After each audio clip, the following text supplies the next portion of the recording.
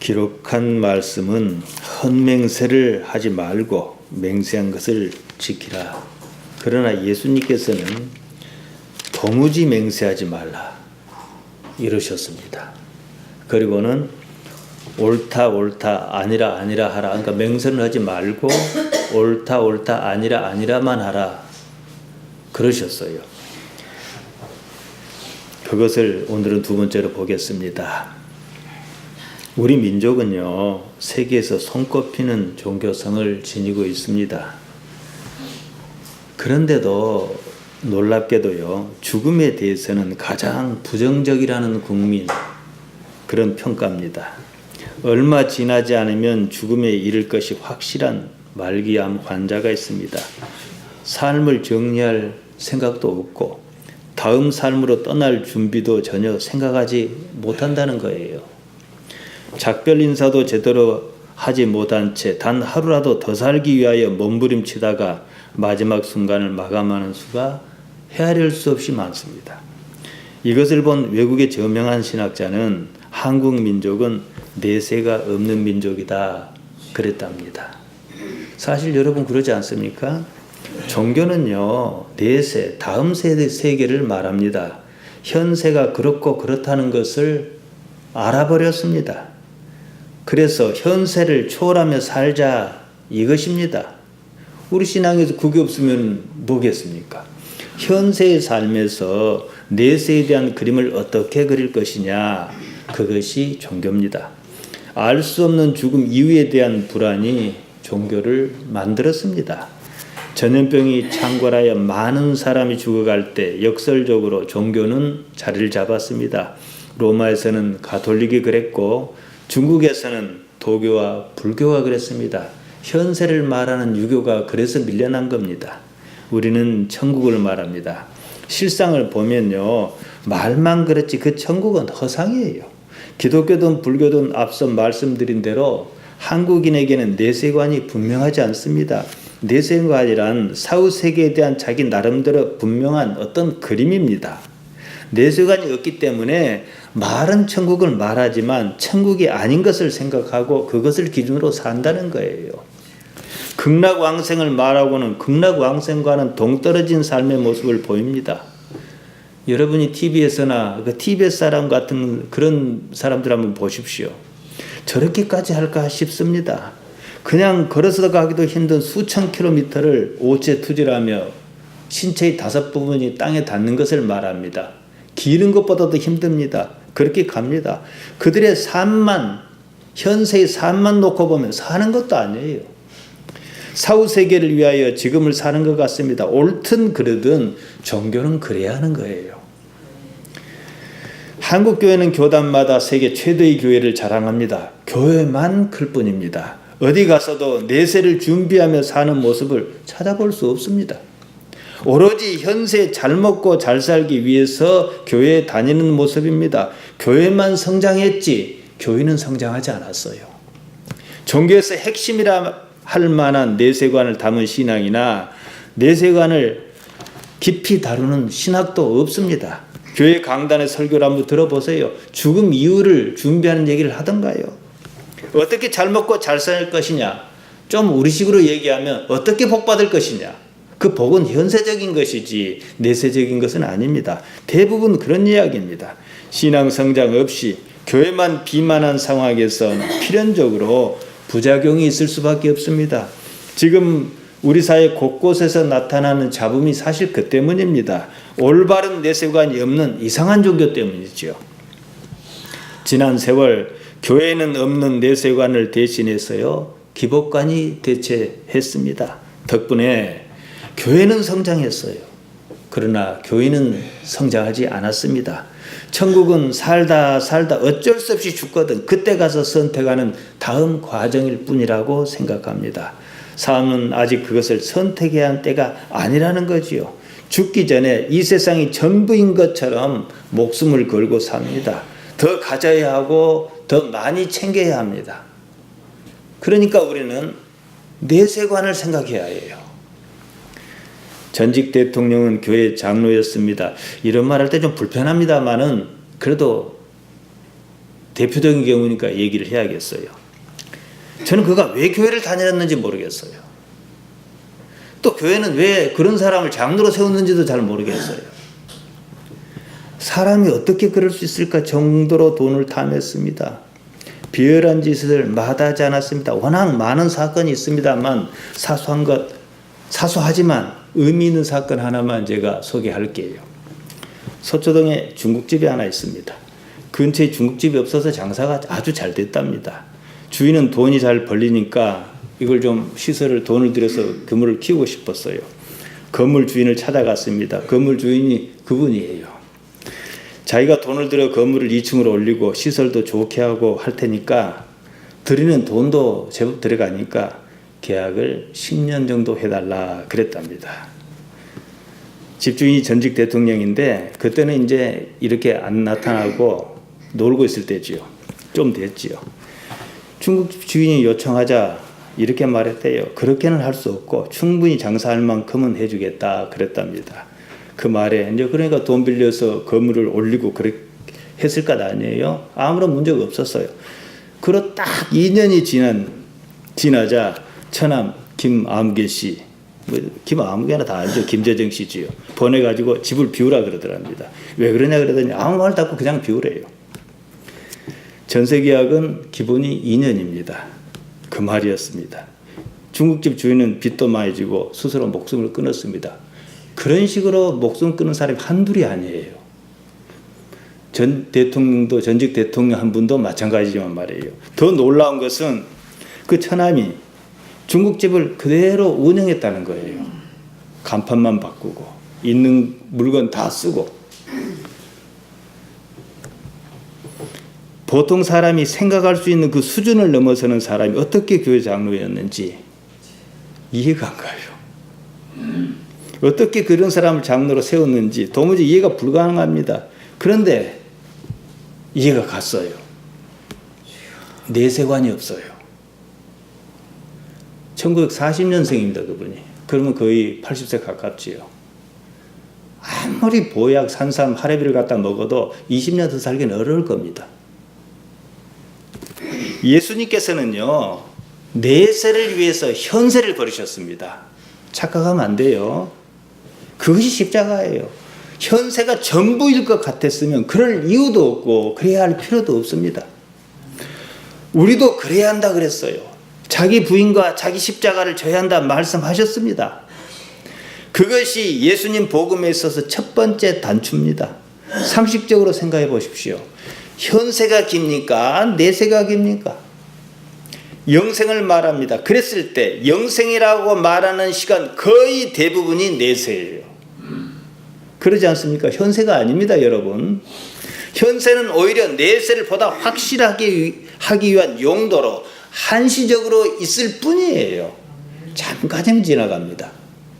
복음과 전혀 상관하지 않고 교회 다니며 세상을 사는 그런 사람들 참 많습니다. 그래놓고 하나님께 복 주셨다 그럽니다. 내세관이 없는 신앙으로서는 충분히 그럴 수 있습니다. 내세관은 달리 말하면 천국관입니다. 제가 아무리 광주에서 말해도 다들 관성적으로 그냥 기복관으로 되돌아가 버리고 맙니다. 기복관이 문제인 것은 그 자체가 지극히 현세적인 것이라는 데 있습니다. 몸이 죽으면 아무런 의미가 없는데 말이에요. 여기에 우리 기독신앙에 모순이 있어요. 흔히들 천국이라고 하면 죽음 이후의 세계를 가리킵니다. 천국을 그런 식으로 말하면서도 실상은 현세에 집착하는 기복적 신앙적 태도를 보입니다. 한마디로 천국이 어쩌고 말은 해도요, 믿지 않는다는 얘기예요. 오랜 습성 때문에 그래요. 성경에서 말하는 천국은 하나님의 나라입니다. 원어로 바실레이안 투 데오입니다. 하나님의 통치를 말씀드린다고 그랬습니다. 그 나라는 여기 있다 저기 있다 그런 나라가 아닙니다. 바리새인이 하나님 나라가 어느 때 임하느냐고 예수님께 여쭈었습니다. 예수님께서는 누가복음 17장 21절에서 이리 말씀하셨어요. 또 여기 있다 저기 있다고도 못하리니 하나님의 나라는 너희 안에 있느니라 그러셨습니다. 하나님의 나라가 우리 안에 있다는 말은 두 가지 의미를 지닙니다. 먼저 죽어서 가는 어떤 나라가 아니라는 거예요. 지금 우리 안에 있는 나라, 하나님 나라는 현실적인 문제다, 그 말씀입니다. 지금 하나님을 어떻게 인지할 수 있느냐, 그것입니다. 그 다음으로 그러다 어느 날 우리가 몸을 벗을 날이 올 것입니다. 그때는 몸의 삶으로 인한 모든 불평과 불만이 사라집니다. 돈도 명예도 건강도 무슨 행복이란 말할 만한 그 어떤 것도 몸이 죽으면 다 소용이 없습니다. 우리 교인 중에 병원에 지금 진단받으러 가지 않았습니까? 왜 간 줄 아십니까? 내일 죽을 것 같으면 갈 필요 없어요. 그러나 아직 좀 남았으니까 그때까지는 건강해야 되니까 갔을 뿐이지, 삶에 집착해서 가는 건 아니에요. 여러분, 몸은 그렇게 관리하는 겁니다. 몸이 없으면 있어야 할 이유가 없어요. 복이란 말하는 어떤 것도 몸이 죽으면 다 소용이 없습니다. 세상을 사는 지금 그런 것에 목을 맬 이유가 없다, 그 말씀입니다. 그럼에도 그런 것이 전부인 것처럼 찾고 구하고 목숨을 겁니다. 애먼 사람까지 죽게 만듭니다. 그래놓고 죽이지 않았다는 거예요. 그것은 기독 신앙이 아니에요. 내세관이 없는 사이비 종교입니다. 아니면 무교 정도지요. 생각해 보십시오. 어느 교회 목사가 자기 아들에게 담임 목사 자리를 물려주려고 편법과 꼼수를 다 썼습니다. 교회 안팎에서 반대가 심하였습니다. TV 뉴스까지도 나왔습니다. 그렇게까지 했다는 것은 그것이 그에게는 그만큼 중요했다는 거예요. 다른 이유는 없어요. 구태여 그렇게까지 하지 않아도 있을 만큼 있습니다. 가질 만큼 가졌습니다. 그럼에도 더 필요했던 것은 그럴 정도로 현세가 중요했다는 거예요. 내세에 대한 그림이 없다는 거예요. 무리해서라도 그렇게 할 만큼 현세가 중요했습니다. 달리 말하면 내세관이 없다는 거예요. 여태껏 자기가 말한 그 좋다는 천국은 당신들이나 가시오, 이 말이에요. 나는 나와 내 자식과 가족은 여기가 좋으니까 지금 이대로 하루라도 더 살겠다, 이 얘기예요. 몸이 죽는 그때 남는 것은요, 돈이 아닙니다. 권력이나 무슨 명예나 그런 것도 아닙니다. 다 떠나요. 그 좋던 거 다 의미가 없습니다. 오직 하나님 한 분만이 곁에 계십니다. 아멘. 따라서 지금 하나님과 어떤 관계로 있느냐가 하나님의 나라요, 영원한 세계를 결정짓는다는 것입니다. 그때 천국, 곧 하나님 나라가 어떤 모습이겠습니까? 평생을 하나님과 부대끼며 살은 사람이 영원한 세계를 어떻게 그리겠습니까? 그게 히브리서 11장이 말하는 거지요.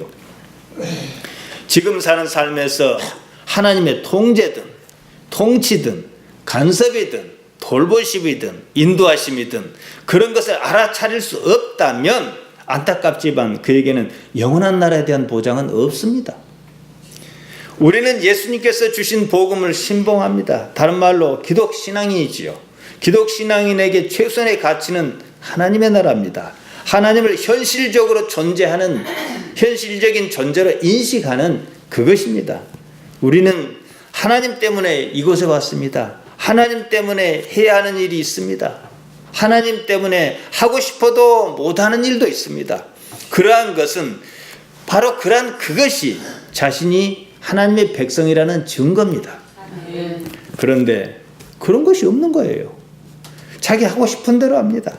하나님께서 개입하셨다는 증거를 그에게서 하나도 찾을 수가 없어요. 사실 그에게는 하나님이 없습니다. 있다면 그 자신입니다.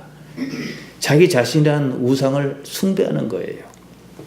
예수님께서 말씀하셨습니다. 너희는 옳다 아니라 하라는 것입니다. 더 나갑니다. 이에서 지나는 것은 악으로 쫓아나느니라 그러셨어요. 옳다 아니라 하라 하는 것은요, 지금 일을 말합니다. 지금 아는 것만 하라는 거예요.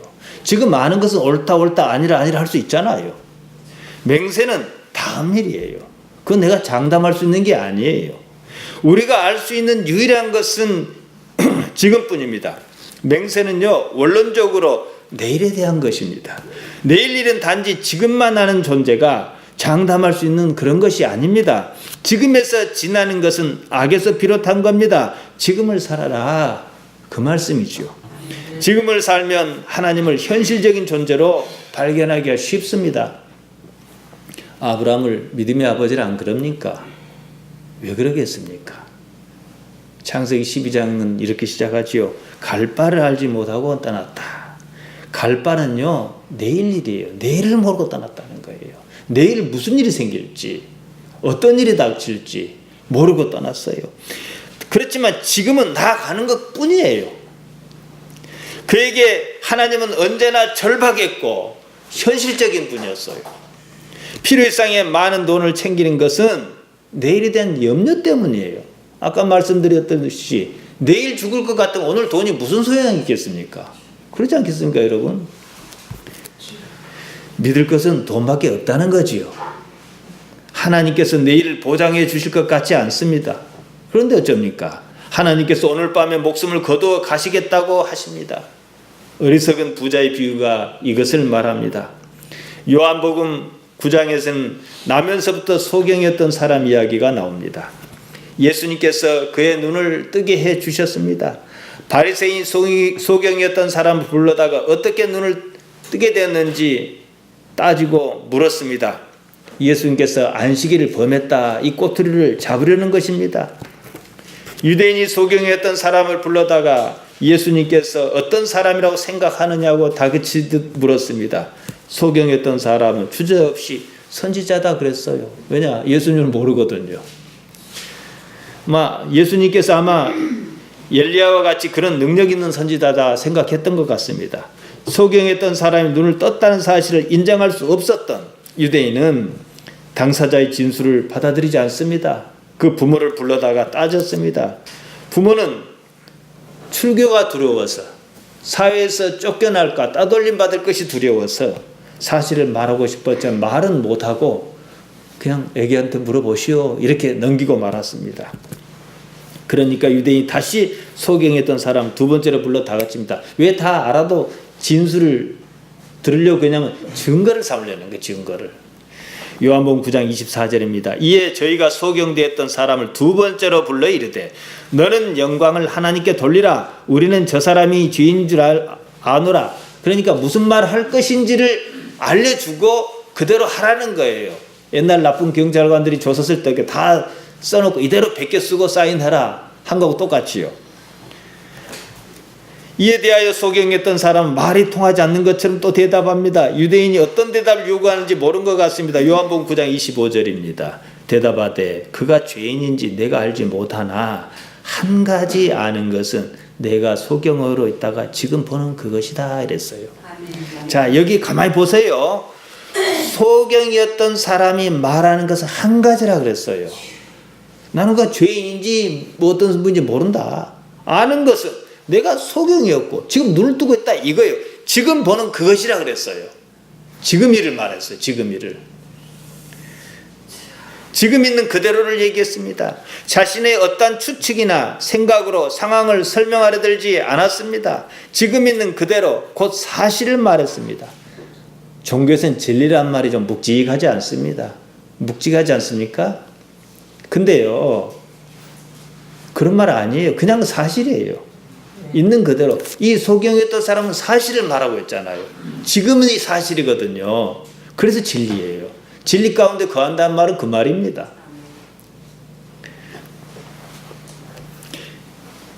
요한 3서 1장 3절에 보면 형제들이 와서 내게 진리를 증거하되 내가 진리 안에서 행한다 하니 내가 심히 기뻐하노라. 사랑의 사도 요한은 이렇게 말합니다. 지금 있는 것, 진리 가운데 있다는 것은 지금 있는 것을 말하는 거죠.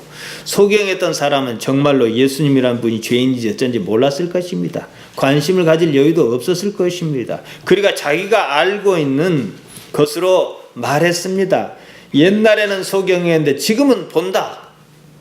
그 사실을 말했습니다. 그것이 진리입니다. 예수님께서는 요한복음 8장 32절에서 이렇게 말씀하셨습니다. 진리를 알지니 진리가 너희를 자유케 하리라. 간단히 말씀드리면요, 진리를 알면 자유롭다는 뜻인데요, 있는 그대로 인식하면 오히려 자유롭다는 거예요. 진리란 조금 전에 말씀드린 대로 특별히 깊은 의미가 있는 말이 아닙니다. 그냥 있는 그대로 참을 말합니다. 우리가 알 수 있는 건 지금뿐이에요. 이것이 참입니다. 내일 일은 내일 가봐야 알아요. 추측은 할 수 있어요. 그럴지라도 그건 추측입니다. 지금으로서는 내일은 참이 아닙니다. 아직 오지 않았기 때문입니다. 아직 오지 않은 것을 참이라고 맹세합니다. 그래서 악한 거예요. 그럴 것이라고 해서 맹세하는 거잖아요. 그러니까 안 맞는 거예요. 만일 소경했던 사람이 자기 부모처럼 미래를 생각했다면, 내일 일을 생각했다면 그렇게 말 못했을 거예요. 지금 자기가 하는 말이 내일의 삶에 어떤 영향을 미칠지 고려하지 않았는지 못했는지, 지금 그런 상황이지 않습니까? 오직 지금 자신이 처한 현실을 있는 그대로 말했습니다. 그가 알고 그랬든 모르고 그랬든 거기서 하나님의 능력이 나온다는 거예요. 아멘. 저는 여기 이제 이름을 하나 붙였어요. 지금의 힘이라고. 이건 우리가 연습을 좀 해야 할 필요가 있습니다. 어려운 건 아닌데요. 살면서 이런 관성적으로 이걸 놓치고 살거든요. 이 지금이라는 개념은요, 제가 만들어낸 개념은 아니에요. 오히려 불교에서는 심심치 않게 쓰는 말입니다. 아주 써요. 그래서 불교에서 명상수행을 하는 일도 따지고 보면은 자신의 존재의 시점인 지금을 회복하려는 수행 방법 중에 하나예요. 그것만 놓고 본다면 관점과 강조의 차이는 있을는지 모르지만 저희 얘기는요, 제가 드리는 말씀은 지극히 보편적인 얘기입니다. 맹세라는 것은 맹세가 이루어지는 미래의 어느 시점이 지금의 일에 영향을 미치도록 하려는 기대에서 비롯한 것입니다. 지금은 지금으로서만 존재해야 합니다. 있지도 않은 미래를 가지고 지금 어떻게 하려 한다, 이것이지요. 그래서 마태복음 6장 34절에서 말씀하시지 않습니까? 우리가 지금 마태복음 5장을 보잖아요. 계속 이어져요. 이게 다른 말 같지만 한 가지 맥락으로 갑니다. 6장 34절은 뭐라 합니까? 내일 일은 내일 염려라는 거예요. 내일이 염려할 것이라 이거죠.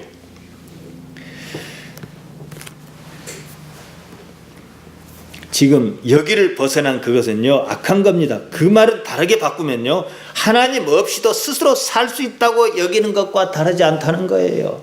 어리석은 부자를 수차례 언급합니다. 어리석은 부자가 뭘 믿었습니까? 돈을 믿었지요. 돈을 믿었다는 말은 다른 말로 뭡니까? 내일을 믿었다는 얘기예요. 그런데 내일이 오기 전에 오늘 밤 내 목숨을 가지고 가겠다 얘기예요. 지금도 못 챙기면서 내일을 챙겼냐는 거예요. 내일이 보장됐다고 믿는 사람들은요, 거만해져요. 내일이 없어야 불안은 좀 하겠지만 하나님께 바들바들 떨고서라도 하나님을 붙든다 이거예요. 갈 바를 알지 못했다 하지 않습니까? 내일을 모르고 떠났다 하지 않습니까? 우리가 알 수 있는 유일한 것은 오직 지금 여기에서 우리가 경험하는 그것뿐입니다. 우리가 알 수 있는 세계는요, 지금 여기밖에 없어요, 여러분. 그것을 벗어나려는 무수한 시도가 돈이고 권력이고 이런 것이고, 그것이 결국은 사람을 불행하게 만듭니다. 염려를 없이 하려 했는데 염려가 더 생기는 거예요. 그런 시도가 삶의 본질을 흐리게 한다는 거예요. 여러분, 삶이 뭡니까? 지금 사는 거예요. 내일 사는 게 아니에요. 내일은 살는지 안 살는지 몰라요. 어제도 지나갔으니까 없는 거예요. 삶이란 것은 지금을 떠나서 존재하지 않습니다. 지금을 내 의식이 떠났다 그러면은 몸은 숨을 쉬고 있을지라도 그 의식은 죽은 거예요. 이걸 회복하라는 거죠. 지금 여기 있는 것, 그것이 진리입니다. 우리의 영성이 거기서 나옵니다. 어떤 사람이 있습니다. 그는 살면서 행복이 무엇인지 알지 못했다고, 한번 행복해 봤으면 좋겠다고 했습니다. 그런 그에게 어느 날 갑작스런 불행이 닥쳤습니다. 그제서야 비로소 자신이 얼마나 행복한 삶을 살아왔는가 인정합니다. 대개 이 수준이에요. 이런 관점은 자신의 삶에서 항상 행복했거든요, 사실은. 이런 관점은 자신의 삶에서 자신의 존재 상태를 상대적인 가치로 파악하고 있었다, 이겁니다. 다음 시간에는 삶의 상대화와 추상화에 대해서 이제 이어서 말씀드리겠는데요. 아무튼 그렇습니다. 삶의 상대화는 곧 삶의 추상화라는 말합니다. 하지만 실제 우리는 언제나 절대적인 가치를 지니고 있는 존재로서 존재합니다. 이게 삶이에요. 살아요. 우리는 보통 이제 여자가 시집 간다 그래 시댁에 들어간다는 개념으로 지금 정서가 그려오지 않았습니까? 한 여자가 시집을 갔어요. 시댁에 들어가 살았어요. 그 집 식구로 살아요. 근데 몸만 있지 마음이 딴 데 있으면 사는 거 아니잖아요. 마찬가지입니다. 몸이 있는 지금에 있어야 하는 거예요. 그것을 일컫는 이 말이 삶입니다. 삶의 진실, 그 진리를 알아차리기란 그리 어려운 일이 아닙니다. 제가 자주 말씀드립니다. 진리란 있는 그대로의 가치를 말합니다. 그런데 대개는 상대적인 가치로 진리를 대신하려 한다는 거예요. 조금 전에 말씀드렸지만 행복도 남하고 비교한 건 그렇다 치더라도 자기 자신의 더 나쁜 삶, 더 좋은 삶과 비교해서 생각한다는 거죠. 상대적인 가치라고는 틀 안에서 자신을 발견하려고 합니다. 상대적이란 말은요, 비교의 대상으로 말미암아 자신의 가치를 평가하려는 것입니다. 그것은 결국은 지금 여기를 벗어나고자 할 때 필요한 가치입니다. 그럴 것이라고 하는 생각이 바로 상대적 가치에 힘을 실어줍니다. 상대적이란 말은 지금이 아닌 다른 무엇이 있어야만이 지금을 설명할 수 있다고 여기는 개념입니다. 그것은 언제나 존재의 가치를 미래에 두고서 지금을 바라봅니다. 지금 내 하는 여건으로 봐서, 꼴로 봐서 내일 뭐라도 잘 살기 걸렸다. 아이고 그러니까 나 인생이 뭐냐. 어리석은 거지요. 되게 그렇게 봐요. 도무지 나라고 하는 존재가 지금에 있지 못하게 합니다. 적어도 오늘 말씀에 비춰보면요, 그것은 악입니다. 불행을 자초하는 일입니다. 불행이 닥치지 않았다면 자신이 행복한지 어쩐지 모르고 살았을 것이라는 얘기지요. 이것을 적용하면 이렇습니다. 대개 이렇게 생각해요. 악이 있으므로 선을 압니다. 분쟁이 있으므로 평화가 소중하다는 것을 압니다. 불행이 있으므로 행복을 압니다. 죽음이 있으므로 삶이 있다는 사실을 비로소 압니다. 이럴 때 악은 선에, 분쟁은 평화에, 불행은 행복에, 죽음은 삶의 어떤 매개 내지는 종속 개념인 듯 합니다. 되게 이렇게 이해해요. 그런데요, 그냥 행복을 하는 게 훨씬 수준이 높습니다. 그래서 사람들은 이렇게도 생각해요. 하나님께서 악을 허용하심으로 선의 중요성을 알게 하시고 불의를 허용하심으로 의를 배우게 하신다, 이렇게 이해해요. 우리나라에서 그래도 여러모로 훌륭한 목사 중에 한 사람인 지구촌 이동훈 목사조차도 이렇게 이해를 했어요. 이런 이해는 악이란 말할 수 있는 나쁜 것이 꼭 있어야만 한다는 결론이 필요합니다. 성경은 그렇게 말하지 않습니다. 욥기를 보세요. 제가 자주 언급해서 여러분 잘 아실 거예요. 욥에게 어떤 잘못이 있기 때문에 아닙니다. 그가 순전하고 의로운 사람이라고 성경은 증언합니다. 욥이 하나님을 신뢰하는 그런 사람이었습니다. 그러니까 그가 악하지 않았는데도 불구하고 고난을 겪었다는 사실입니다. 욥기 1장 1절입니다. 우스 땅에 욥이라 이름하는 사람이 있었는데 그 사람은 순전하고 정직하여 하나님을 경외하며 악에서 떠난 자더라. 성경이 그렇게 증언하니까 그랬겠죠. 1장 8절은 또 이렇게 말합니다. 여호와께서 사단에게 이르시되 내가 내 종 욥을 유의하여 보았느냐. 그와 같이 순전하고 정직하여 하나님을 경외하며 악에서 떠난 자가 세상에 없느니라. 욥기 2장 3절입니다. 여호와께서 사단에게 이르시되 내가 내 종 욥을 유의하여 보았느냐. 그와 같이 순전하고 정직하여 하나님을 경외하며 악에서 떠난 자가 세상에 없느니라. 내가 나를 격동하여 까닭 없이 그를 치게 하였어도 그가 오히려 자기의 순전을 굳게 지켰느니라. 그 욥은 어떤 사람이요? 순전하고 정직한 사람이다 이 말이에요. 그런데 그에게 고난이 닥쳤습니다. 욥이 나쁘다거나 무슨 잘못을 저질러서 고난을 당한 것이 아니라는 이야기예요. 근데 이 부분을 사람들이 이해를 잘 못하더라고요. 그래서 저는 자주 설명했기 때문에 오늘도 또 설명하겠습니다만은 여러분은 쉽게 이해하실 것입니다. 불교는요, 지금의 불행에 대해서 원인을 특정합니다. 기독교는 그러지 않습니다. 다만 지금의 불행이 하나님을 필요한 존재로 인식하는 기회라는 것입니다. 불교나 기독교나 인생을 고통으로 보긴 마찬가지예요. 불교가 원인을 찾고자 하는 반면 불교는 어떻게 해요? 원인을 찾아요. 그래서 고집멸도가 생기는 거예요. 기독교는 원인을 말하지 않습니다. 찾지 않아요. 이게 가장 큰 차이입니다. 그러니까 불교는 어떻게 해요? 고통의 원인을 해소하는데 온 정열을 다 쏟습니다. 그게 수행이에요. 우리는 그렇게 안 해요. 어느 것이 더 쉽겠습니까? 여기에 대해서는 요한복음 9장을 설명하면 쉽습니다. 누구 잘못 때문에 고난을 당한 것이 아니라는 거예요. 요한복음 9장 3절에 예수님의 답변이 나옵니다. 예수께서 대답하시되 이 사람이나 그 부모가 죄를 범한 것이 아니라 그에게서 하나님의 하시는 일을 나타내고자 하심이니라. 우리는 욥기의 결말을 압니다. 고난이 욥의 신앙을 침해하지 못했다는 사실입니다.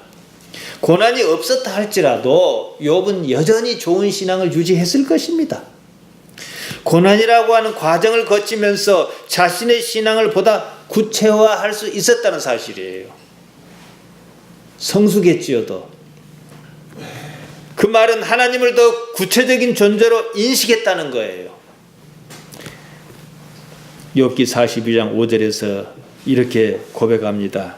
내가 주께 대하여 귀로 듣기만 하였사옵더니 이제는 눈으로 주를 배웁나이다. 욥기는 악의 존재 이유를 말하지 않습니다. 오직 고난당한 사람에 관하여 그리고 그 위에 계시는 하나님에 대하여 말하고 있다는 거예요. 이걸 우리식으로 갖고 옵시다. 내가 고난을 당합니다. 그러면 본성적으로 어떻게 해요? 무엇을 잘못해서 그랬는가? 물론 그건 참고사항이에요. 그리고 그보다 더 중요한 건 뭐예요? 이 일에 하나님께서 어떻게 나타나시려는가? 이거예요. 다르죠. 그런 관점에서 본다면 특히 욥기에서 악은 신화적 개념입니다. 따라서 우리는 악에 관한 한 보다 자유로울 필요가 있습니다. 악하면 죄하고 연결할 수 있지 않습니까? 고난의 동의를 악이라 보았을 때 우리는 그저 그런 일이 있었을 뿐으로 여길 필요가 있다는 거지요. 저는 고난에 대해서 극복이란 말을 잘 쓰지 않습니다. 그 이유는 고난 그 자체를 해석하지 않고 있는 그대로 인정하기 때문입니다. 유일한 방법은 오직 지금 그리고 여기에 있는 겁니다. 한마디로 존재의 시점을 회복하라 이겁니다. 존재가 무엇인가를 설명하는 말입니다. 그 존재가 바로 나라는 사실을 알아차릴 때 비로소 우리는 진리 가운데 있는 것입니다. 우리가 지금 여기에 온전히 거하기만 한다면, 존재하기만 한다면 악이든 죄든 들어설 틈이 없습니다. 예수님께서는 성육신과 십자가 사건 그리고 부활 사건으로 그걸 증명해 주셨습니다. 그러므로 예수님을 믿는다는 것은 예수님께서 보여주셨던 현존의 삶을 인정하고 받아들이고 우리 자신 안에서 실현하는 구체적인 삶을 사는 겁니다. 그것을 신앙의 추상화를 벗는 것이고 절대적인 자기 존재 가치를 찾는 것입니다. 고난이 있습니다. 그냥 그런 일이 있을 뿐이에요. 그리고 하나님께서 어떻게 나타나 주시는 거예요. 그러니까 우리가 그걸 이제 상황이 바뀌었을 때 하나님 내가 무엇이 간데 저를 이렇게 살피십니까 하고 감사하고 은혜스럽지 않습니까? 그뿐이에요.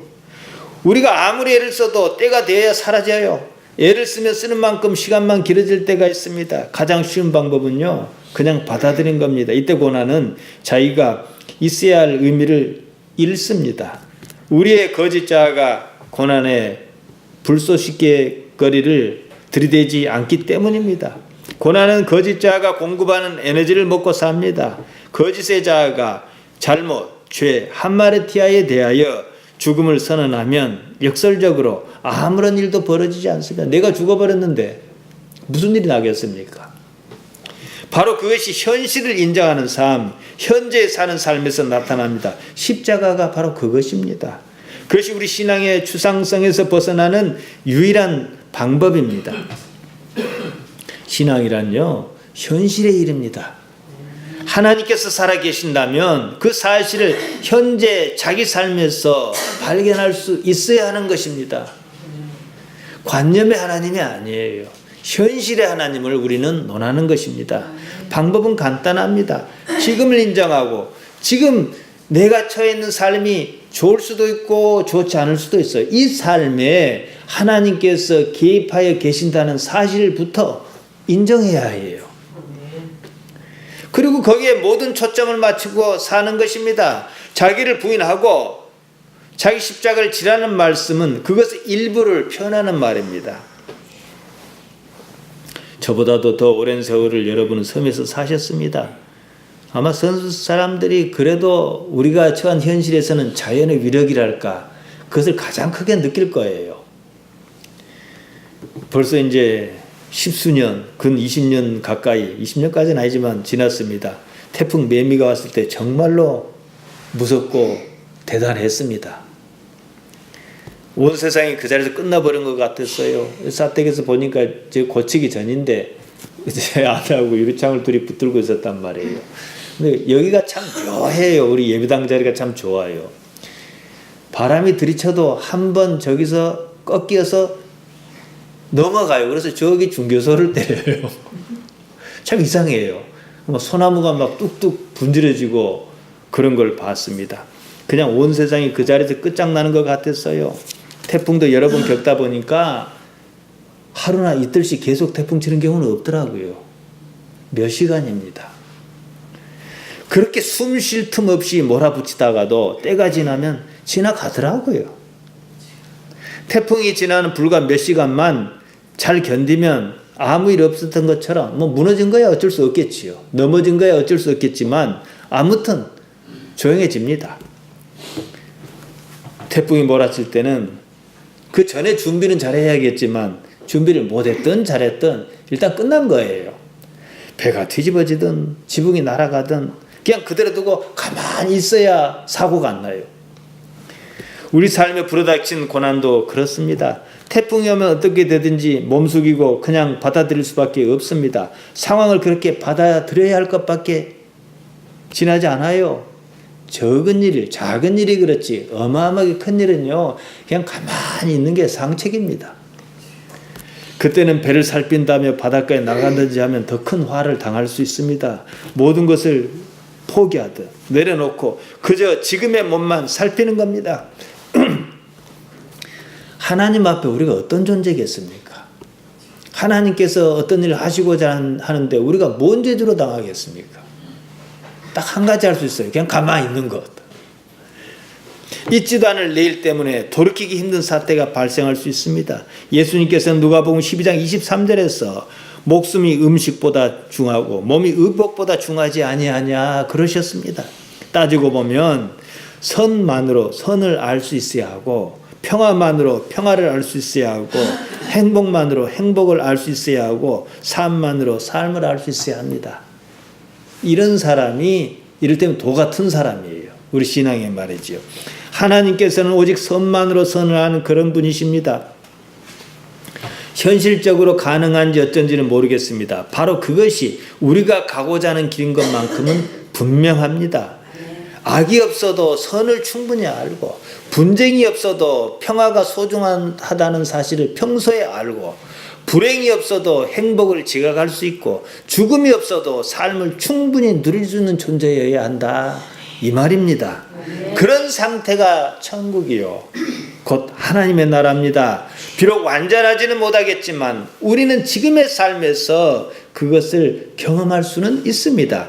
하나님이라는 존재를 알고 기뻐할 수 있습니다. 하나님께서는 우리가 그럴 수 있도록 당신의 형상대로 사람을 창조하셨다는 사실입니다. 이런 삶의 상태를 회복하는 유일한 방법이 예수님께로부터 나옵니다. 우리는 예수님으로 말미암아 삶의 상대화와 추상성에 빠지지 않고 절대화와 구체성을 회복하여 살 수 있습니다. 그것이 진리입니다. 진리는 추상적인 개념이 아닙니다. 구체적이며 현실적인 것입니다. 우리는 예수님으로 말미암아 진리의 자리에 있어야 합니다. 예수님께서 그러셨듯 우리가 그 사실을 인정하고 받아들일 때 이 모든 것이 우리에게 있어야 할 줄 알고 계시는 하나님 아버지께서 그것을 실행하실 것입니다. 그래 간단해요. 그것은 다 이방인이 구하는 것이다. 너에게 이 모든 것이 너에게 있어야 할 줄 하나님 아버지가 알고 계신다. 이것에 감동이 있으면 정상적인 거예요. 근데 그런 줄은 알지만 그냥 그 말이 그 말 같다 싶으면 은혜가 아직 안 오고 있는 거예요. 왜냐? 그러는 하나님인 줄 알 때 나는 내 자신을 놓을 수 있잖아요. 내가 내 스스로를 보호하지 않아도 되잖아요. 예수님께서 십자가를 지셨습니다. 전통적인 해석에, 그냥 관념적인 해석에 의하면 예수님께서 십자가를 지셔야 할 아무런 이유는 없습니다. 죄 때문이라면 말이에요. 죄가 없으시니까 말이에요. 우리가 죄라고 하는 그런 아무런 잘못이 없습니다. 이 문제는 아주 특별하고도 중요한 문제입니다. 십자가는 고난입니다. 고난 중에서도 가장 큰 고난입니다. 왜 지셨습니까? 이렇게 물으면 되게 생각 없이 교리적인 답변을 내놓습니다. 우리 죄를 사하여 주시기 위해서 그랬다 그럽니다. 죄가 무엇인지도 모르면서 그냥 입에 달린 대로 얘기를 합니다. 삶이란요, 그냥 그런 거예요. 우리가 할 수 있는 유일한 일은 지금 사는 삶이 이따가 지구가 멸망할 것처럼 지금 사는 삶에 최선을 다해 사는 거예요. 그리고 그 삶에 하나님께서 어떻게 관계하고 계신 것이다. 내가 인식하든 인식하지 못하든 지구도 하나님께서 주셨고 대한민국도 하나님께서 주셨고 내 가족도 주셨고 나도 주셨으니까 최종 책임자는 하나님이시다. 이걸 인정하는 거예요. 삶이란 지금 우리 앞에서 빚어지는 현실로서의 상황입니다. 나는 그 상황을 지켜보는 존재라고 하는 의식이에요. 생각을 좀 바꿔보세요. 제가 여러분의 나이는 훨씬 못 미칩니다만 금년에 이제 제가 환갑입니다. 영광스러운 환갑입니다. 지난날 돌이켜보면요, 나는 내 삶을 지켜보면서 살았어요. 어린 시절의 제가 보이고 총각 때의 제가 보이고 결혼할 때의 제가 보이고 뭐 여기 올 때 제가 보이고 여기 장교에 짐 풀고 여러분이 도와가지고 이렇게 술에 싣고 오고 그때 제가 보이고 저는 항상 저를 지켜봐왔어요. 여러분 그러지 않았습니까? 근데 왜 지금은 안 지켜봅니까? 지켜보는 게 나예요. 이게 나가 아니에요. 그럼 여러분은 좀 이따가 희한한 일을 지켜보실 겁니다. 내가 죽는 걸 지켜보게 돼요. 놈들은 내가 죽었다고 그러겠지만 나는 안 그래요. 지켜보셔야 하는 거예요. 만일 예수님께서 십자가에서 죽을 만한 잘못이 있었다면, 사실 이 말은 사람의 이해로 합당치 않습니다만은 우리가 살고 있는 현실 세계에 이미 들어와 계셨다는 사실 때문이에요. 왜 예수님께 죽으셨어요? 이 땅에 오셨기 때문에 죽었다 이 말이에요. 그것을 온전하게 만드는 유일한 방법은 지금의 상황이 어떻든지 간에 하나님께서 통치하고 계신다는 사실을 인정하는 것뿐입니다. 예수님 때문에 예수님께서는 당신이 당면한 지금의 상황에 저항하거나 피하지 않고 받아들이셨습니다. 왜냐? 지금의 주인이 하나님이신 것을 알았기 때문이지요. 사실 이걸 모르면 십자가 못 집니다. 질 수가 없지요. 그건 뭐 고통이냐 아니냐를 떠나가지고 말이지요. 십자가는요, 그때 모든 악을 소멸시켰습니다. 반면 우리는 지금의 상황을 피하려는데 급급합니다. 싫어하는데 익숙합니다. 보세요. 세상엔 전부 싫은 일 투성이에요. 이건 이래서 싫고 저건 저래서 싫습니다. 더우면 더워서 싫고 추우면 추워서 싫어요. 따뜻해서 좋다는 역설적인 말이 간혹 나오긴 하지만 오히려 싫은 소리가 훨씬 더 많습니다. 하지만 그것은 절대적인 상황입니다. 상대적으로 나아 보인다 판단하는 있지도 않은 그런 상황이 아닙니다. 허황된 미래의 상황에 우리는 모든 것을 걸려고 합니다. 그것이 모두 악이라는 겁니다. 예수님께서 십자가를 지시고 난 후에 어떤 변화가 있었느냐를 보아야 합니다. 십자가와 함께 멸망하셨습니까? 아닙니다. 이것이 십자가 사건을 목격하고 성령을 받았던 사도행전의 제자가 한결같이 전한 복음이었습니다. 그래서 부활이 없으면 우리 신앙이 헛것이다. 사도 바울은 그랬던 거예요. 오늘은 정리하겠습니다. 옳다 아니라 아니라고만 하라 그랬습니다. 그건 지금 것 가지고는 할 수 있어요. 지금에 살아라 이 말입니다. 여러분 지금에 집중하시기 바랍니다. 이 현실 나 혼자 사는 게 아니고 내가 지금 감당하고 있는 일을 나 혼자 감당하는 것이 아니고 하나님께서 함께하여 계신다는 사실, 그리고 그 일에 하나님께서 어떻게 나타나시는가를 지켜보고 찾고 확인한 여러분 되시길 바랍니다. 아멘.